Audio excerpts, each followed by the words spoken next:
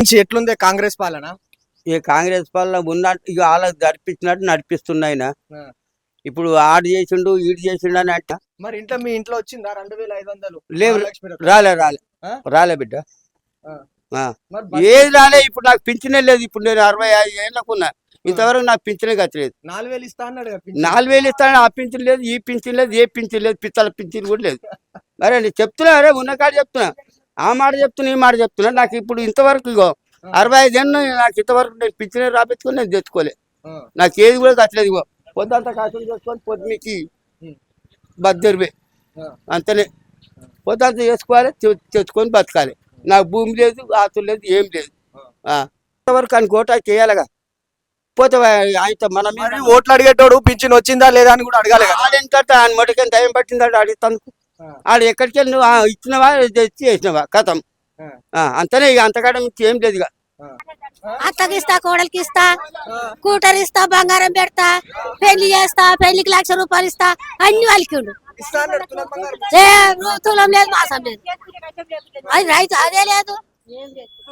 అదేందో అంటారు పైసలు, అది కూడా రాలే. అది కూడా రాలే. బంగారం లేదు, అవి అన్ని ఏది రాలే. అన్ని అతలు చెప్పిండు ఆయన. ఏముంది ఎట్లా మంది ఆగుతుమ్ము. 2 ఇచ్చిండు బస్సులు, ఈ 200 యూనిట్లు కరెంట్ ఇచ్చిండు అంతే. 2016 16 కూడా లేవు, 2000. ఇంకోటి అది ఇది మన కళ్యాణ పత్రం అవి ఇస్తా, అవి లేదు. తులం బంగారం కూటి 2500 ఇస్తాడు. అవి నోట ఇట్లా ఇట్లా అంటుండు. గ్యాస్ 500 ఇస్తాడు, 950 తీసుకుంటుండు. అవి ఈ నెలకుంటే ఆ నెలకు ఇస్తుండు, ఆ నెలకు ఇస్తాడు. అవి వీళ్ళు లేవు, బేకార్. ఏందో అంత ఆగమగం. కట్టెలు పోయి వండుకోవాలి, కట్టెలు పెట్టి తెచ్చి వండుకోవాలి. ఇక బయట పెట్టుకోవాలి. పొయ్యి కేసీఆర్ నాకు మంచిగా ఉండే. అది ఇంటికి నల్లలు పెట్టిండు మంచిగా. అవి కూడా లేవు, ఆ మీది పోయినాయి. ఇక అవే 2 పోయి అప్పుడప్పుడు ఇచ్చిండు. అవి కూడా ఇస్తలేడు. 16 నుంచి పెట్టి 10 ఇచ్చిండు, 10 కూడా పోయినాయి. మళ్ళీ ముసలికి ఉన్నారు ఇస్తాడు, ఫోటో తీసుకుండు, ఇట్లా ఇట్లా అంటుండు. ఇక చేస్తాం.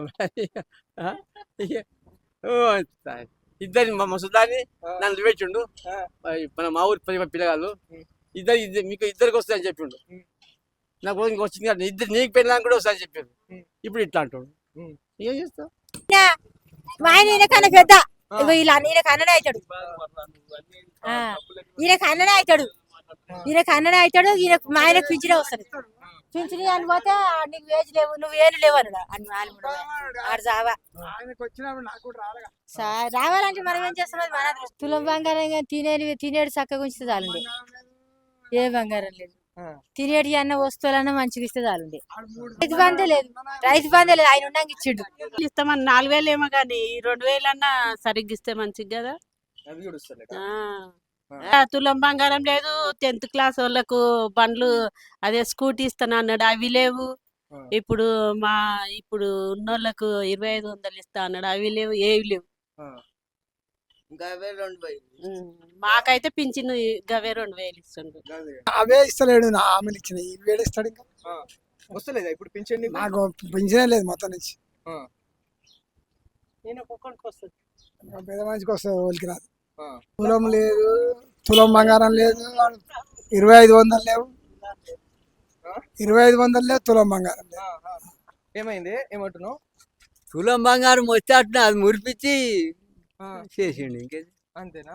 ఫ్రీ బస్సులు ఇచ్చిండుగా. మరి ఫ్రీ బస్సులు ఇచ్చిండు కానీ ఆడోళ్ళకి ఇచ్చిండు, మొగోళ్ళకి చార్జేగా. చార్జేనా? మొట్ట కూడా ఎక్కువ మొగోళ్ళు. ఎక్కడ ఇస్తారు? ఆడు మొదలు పాసోడు ఆడే అప్పుడు